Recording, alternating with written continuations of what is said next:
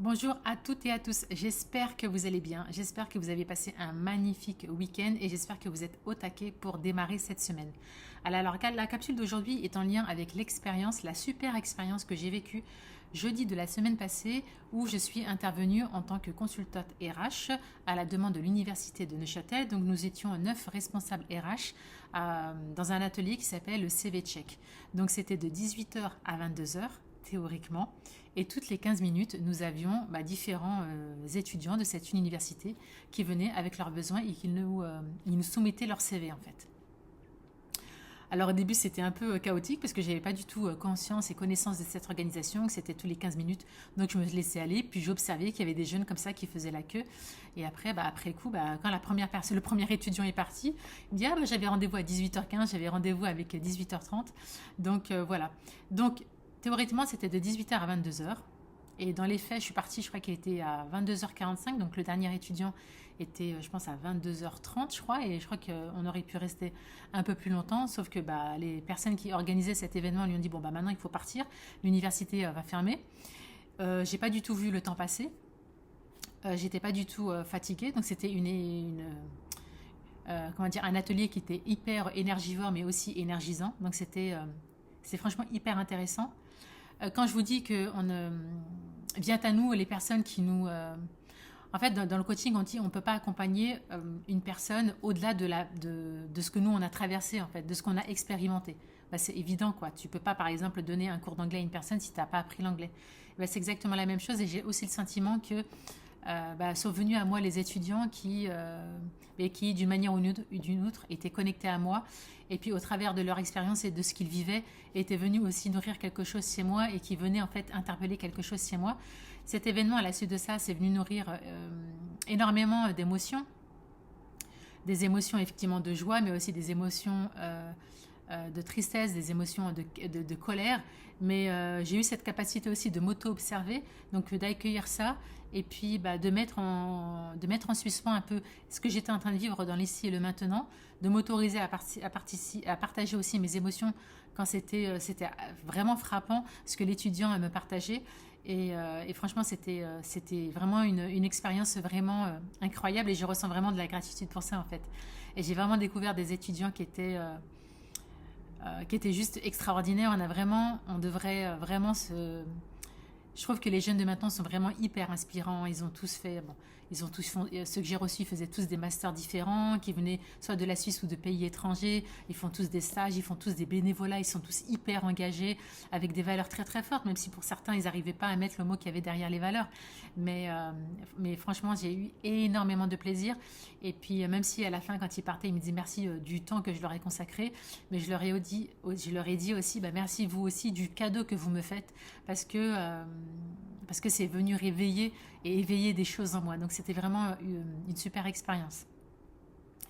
Néanmoins, dans cette posture de RH, donc on a quand même les outils de coaching. C'est pas parce que j'ai ma casquette de RH que j'oublie mes outils de coaching. J'ai quand même entendu des doutes, des freins, des croyances, et puis que j'ai envie de partager. J'ai fait un petit condensé que j'ai envie de partager avec vous pendant cette vidéo. Alors la première, c'est, il y en a une en fait, une jeune femme d'origine tunisienne et qui est venue passer ses études ici à Neuchâtel. Elle est venue, donc elle ne parle pas du tout l'anglais, pour passer un master, je ne sais plus du tout quel était ce master. Elle a fini ce master, elle n'a pas eu, mais elle a eu quand même avec des notes suffisantes. C'était un master où il fallait parler l'anglais, alors qu'elle ne maîtrise pas du tout, elle n'est pas familière du tout avec la langue. Et du coup, elle s'est orientée vers un autre master. Et voilà, quand elle est arrivée, je lui ai posé clairement, comme on n'a que 15 minutes, je lui ai dit voilà, quel est votre besoin en fait pendant ces 15 minutes.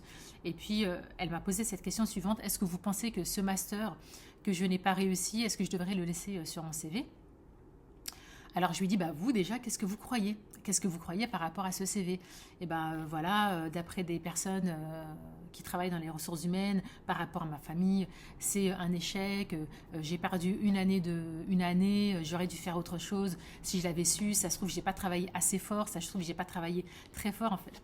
Voilà, tout ça autour de ça. Et je dis ok, d'accord. Et je dis bon, maintenant vous, qu'est-ce que vous croyez ? Je dis bon, voilà, ce master, vous avez eu des notes suffisantes. Ok, super, bravo. Vous avez fait dans une langue que vous ne connaissez pas. Ok, bravo, super. Je dis qu'est-ce que vous avez appris ? Donc elle m'a dit voilà tout ce qu'elle avait appris et surtout que elle a réalisé que ce master n'était pas pour elle, qu'elle a eu une prise de conscience et qu'elle savait qu'à la suite de ce master, il fallait qu'elle s'oriente vers un autre master.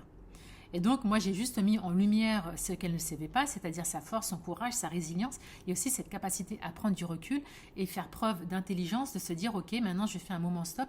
Ce master, ce n'est pas fait pour moi, et j'ai vraiment le courage d'aller faire autre chose. J'ai le courage d'écouter vraiment ce que j'ai envie de faire, au-delà de toutes ces croyances, au-delà de tous ces dires, de tous ces échos qui sont autour de moi, et même des échos qui viennent de la famille en fait, parce que c'est pas évident. Donc une communauté, c'est un peu comme ça tous les pays du Maghreb, mais je pense que c'est pas que les pays du Maghreb où le poids de la famille est hyper lourd. On te dit de faire des études alors que t'es pas du tout envie de faire ces études et d'avoir le courage de se dire à sa famille, ben non. Et donc du coup après ça, quand je lui ai démontré, quand je lui ai juste reflété en fait tout ce qu'elle avait réussi à faire. Et donc du coup, j'ai vu que son corps a complètement changé. Elle était beaucoup plus lumineuse quand elle a parlé de ce master. Et je dis maintenant, le fait de mettre ce master sur votre CV, c'est une décision qui vous appartient. Il faut savoir que quand vous envoyez votre CV, que vous êtes face à un chargé de recrutement, n'oubliez pas qu'un chargé de recrutement, ça reste quand même un être humain. Donc l'interprétation, au-delà des compétences techniques, l'interprétation de votre CV par un chargé de recrutement, ça reste quand même subjectif. Même s'il y a des personnes qui disent que non, moi je dis que oui, ça reste quand même subjectif. Sauf si le chargé de recrutement, c'est au début poser une intention et se concentrer vraiment sur l'élément essentiel du CV. Et donc, moi, je lui ai dit, si par exemple une personne, parce que par rapport à ce master, ce qu'on lui a tout le dit que c'était un échec. Je dis, bah, à ce moment-là, si une personne vous reflète un échec, vous pouvez aussi lui dire que c'est une expérience. C'est-à-dire, et serait un échec si elle n'avait pas expérimenté.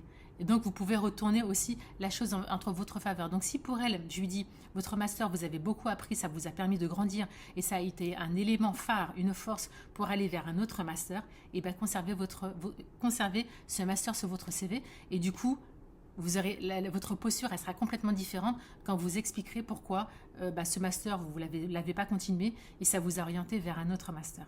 Voilà, en fait, tout est question d'énergie, tout est question de posture, tout est question de votre foi, tout est question de votre croyance, mais vos propres croyances, pas toutes les suggestions, les hétéro-suggestions, les suggestions qui viennent des autres. Et ça, c'est hyper important. Ensuite, j'avais une autre étudiante, elle avait marqué sur son CV 30 ans et célibataire. Je dis ok, bon 30 ans, on peut avoir la date de naissance. Je lui dis en quoi la situation maritale est super importante sur votre CV. Et elle me dit bon bah voilà, comme ça je me dis si la RH elle reçoit le CV, elle va avoir 30 ans célibataire. Donc si je suis célibataire, ça veut dire que j'ai pas de partenaire et donc ça veut dire que je vais pas avoir d'enfant en fait. En fait le message qu'elle a envie de délivrer c'est que je vais pas tomber enceinte. Et je lui dis ah d'accord. Et je lui dis bon maintenant on va inverser le processus inverse. Si vous avez une amie qui vous dit exactement la même chose, elle met 30 ans célibataire, parce qu'elle a envie, le message qu'elle a envie d'envoyer, c'est qu'elle n'a pas envie d'avoir d'enfant.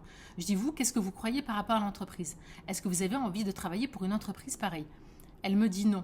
Alors je lui dis bah si c'est le conseil que vous allez vous donner à votre ami, pourquoi vous imposez-vous ça à vous-même? Est-ce que vous avez vraiment envie d'intégrer une entreprise qui va vous poser la question de savoir, même si on n'a pas le droit de poser la question, après vous me direz ça dépend du poste, de vous poser la question de savoir est-ce que vous avez envie d'avoir des enfants? Elle me dit non. Donc je lui dis maintenant c'est une information qui vous appartient, charge à vous de savoir si vous avez envie de laisser cette information ou pas sur votre CV. Mais pour moi, la situation maritale n'est pas une information pertinente. Ensuite, de nombreux étudiants n'avaient pas sur leur CV les stages et les bénévolats. Donc j'étais assez surprise. Ils arrivaient avec leur inquiétude. Comment je peux démarrer ma carrière professionnelle, prospecter, trouver un travail, alors que je n'ai pas d'expérience. Je dis ok, d'accord. Je me dis mais vous n'avez pas fait des jobs d'été? Vous n'avez pas fait des petits stages? Vous n'avez jamais fait des bénévolats? Et puis tous, ils me disent oui, j'ai fait du babysitting, j'ai fait des jobs d'été, j'ai accompagné des réfugiés. Ils ont fait des stages, des bénévolats de fou. Je sais même pas moi si à leur âge j'aurais fait ce style de bénévolat. Et je leur ai dit, ok, d'accord, pourquoi ces stages et ces bénévolats ne figurent pas sur votre CV? Et leur réponse est, et en fait leur réponse c'est ce qu'on leur a dit, certains en provenance de certains RH ou des adultes ou des parents, comme les stages et les bénévolats pour certains et pour beaucoup n'étaient pas rémunérés, eh bien ce n'est pas une expérience professionnelle. Donc en fait, pour eux, si je n'ai pas été rémunérée, donc ce n'est pas une expérience professionnelle. Et donc, je leur ai dit, bah, en fait, non. Là, franchement, quand j'ai entendu ça, je peux vous avouer, je vous avoue franchement que c'était en train de bouillir à l'intérieur. Donc, je les ai encouragés à mettre le stage et les bénévolats et surtout de mettre en lumière, en fait, les compétences qu'ils ont mis en exergue, les compétences qu'ils ont utilisées quand ils ont fait ces stages et ces bénévolats. Et je peux vous assurer qu'ils étaient... leur visage, il a complètement changé. C'était franchement magnifique à voir. Ensuite, certains m'ont dit qu'ils ont déjà eu des entretiens avec des RH avec la question quelles sont les qualités, quels sont les défauts. Moi, ça me fait... là, j'ai cru que mes cheveux, ils allaient boucler un peu plus.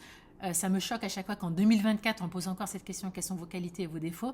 Et j'aurais dit, la prochaine fois, quand on vous pose la question quels sont vos défauts, vous leur direz que j'ai les défauts de mes qualités. Et vous direz aussi au RH que quand vous dites défauts, est-ce que vous entendez que ce sont mes points d'amélioration? Il y en a beaucoup qui ont souri. Donc, j'étais hyper contente de partager cette astuce avec eux. Ensuite, pour beaucoup, en fait, et je leur ai demandé, en fait, de réfléchir à... parce qu'il y en a beaucoup, ils font tout le temps le même master, bien évidemment, et beaucoup sont intéressés par le même type de poste. Et je leur ai dit, voilà, quelle est votre force? Quelle est la valeur ajoutée que vous pouvez apporter à une entreprise? Et beaucoup d'entre eux me donnaient des phrases qui étaient assez basiques, mais c'est assez normal et sans jugement. C'est parce qu'ils ne savent pas, ils n'ont jamais expérimenté des entretiens de recrutement. Ce n'est pas un exercice facile. On peut se sentir inconfortable par rapport à la chargée de recrutement. Et moi, voici l'astuce que je leur ai partagée. Je leur ai dit, écoutez, c'est très simple. J'ai dit, vous avez fait des stages, vous avez fait des bénévolats. Eh bien, vous envoyez un email, vous appelez un de vos collègues, votre manager, et vous leur dites, voilà, maintenant, quand tu penses à moi, quand tu te connectes à moi, quelle a été la tâche, enfin la mission que j'ai accomplie le mieux, et par rapport à cette mission, quelle est la force que tu retiens de moi, quelle est la valeur ajoutée que j'ai apportée au sein du département, au sein de l'équipe. Et ensuite, par rapport, donc ça je leur ai dit, ça va beaucoup vous aider et vous serez agréablement surpris des réponses que vous aurez des uns et des autres parce qu'il y a des choses que vous n'aurez certainement pas remarquées. Donc, faites-vous ce cadeau et vous leur dites, voilà, je suis en train de travailler sur mon CV, je prépare mes entretiens de recrutement, donc ça m'aiderait beaucoup si tu pouvais m'indiquer quelles sont mes forces et quelle est la valeur ajoutée que j'ai apportée et la valeur ajoutée que j'ai apportée au sein de l'équipe, que ce soit auprès des collègues ou auprès des managers. Et pour ce qui est des points d'amélioration, vous pouvez faire exactement le même exercice, demander à vos anciens collègues ou à vos amis. Voilà, on a travaillé ensemble. Maintenant, quand tu te connectes à moi, quand tu te souviens de moi, peux-tu me dire le point sur lequel j'aurais besoin de m'améliorer pour augmenter la performance collective de l'équipe, etc., etc. Et utiliser en fait ces outils pour faire une sorte de petit résumé que vous mettez tout en haut de votre CV. Donc, ils m'ont dit merci beaucoup, c'est chouette. Ensuite, il y avait la question de savoir est-ce qu'on fait un CV couleur, 2 pages, est-ce que je dois mettre beaucoup de choses sur mon CV? Je leur ai dit écoutez, une fois encore, d'une personne à une autre, vous aurez des réponses qui seront complètement différentes. Le plus important, c'est qu'on voit l'essentiel sur votre CV. Donc, si tu cherches un boulot de commercial, fais en sorte que les informations qu'on voit par rapport à cette activité de commercial figurent sur ton CV.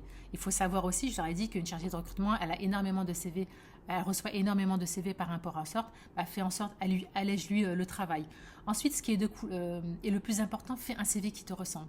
J'ai fait une simulation d'entretien avec certains d'entre eux et je leur ai demandé, ok, voilà, explique-moi si ça... en fait, ils savaient pas me l'expliquer parce que le CV n'avait pas été fait par eux et le CV ne leur ressemblait pas, ils savaient pas du tout l'expliquer. Donc je lui dis, tu vois, à faire un CV, et même si ton intention était positive, à faire un CV par quelqu'un d'autre, tu ne t'y retrouves pas et ça te ressemble pas. Donc, faites vous-même votre CV et faites-le comme vous le sentez. Donc, si vous voulez apporter une touche de couleur parce que ça vous ressemble et que vous kiffez les couleurs, ce que je comprendrais, mettez de la couleur. Et de toute façon, un même CV, vous l'envoyez à 10 personnes, le CV sera interprété de 10 façons différentes. Donc, ça ne sert à rien de se casser la tête. Fais vraiment un CV qui te ressemble. Comme ça, le jour où tu vas à l'entretien, tu sauras expliquer ton CV. Ensuite, qu'est-ce que j'avais d'autre? On m'avait posé la question de savoir photo, est-ce qu'on doit mettre une photo, pas une photo? Je dis, toi, qu'est-ce que tu crois? Est-ce que tu as envie de mettre une photo? J'ai dit, écoutez, si tu as, pour des personnes qui dégagent une belle énergie, qui ont une bonne bouille, si tu as envie de mettre une photo, mets une photo, ça sera peut-être à ton avantage. Mais si tu n'as pas envie de mettre de photo, mets pas de photo. Pour moi, il n'y a pas de... c'est pas obligé. Donc, faites comme vous le sentez. Ensuite, il y en avait beaucoup, ils mettaient CV sur leur CV. Je leur dis, ben, les chouchous, on sait que c'est un CV, mais pas que c'est un CV, mais par contre, mais le job pour lequel tu postules. Et je leur ai dit surtout, un CV, ça s'adapte aussi par rapport au poste. Donc ça, c'était hyper sympa. Il y avait aussi un jeune aussi, il avait des très bons certificats de travail où c'était marqué Excellent Relationships, blablabla, blablabla. Et sur son CV, en résumé, il avait mis trois lignes en mettant qu'il avait des bonnes relations de travail et tout ça. Et j'ai dit, mais je comprends pas, sur ton CV, c'est marqué Excellent, et là, tu mets Good Relationship sur ton CV. Qu'est-ce qui t'empêche de mettre les mêmes mots? Il me dit, oui, mais j'ai pas envie qu'on croie, que je me la raconte et tout. Encore ce syndrome de l'imposteur. Non, si on te dit que tu as des très bonnes relations interpersonnelles avec les gens, mais que c'est excellent. Et puis voilà, et on continue.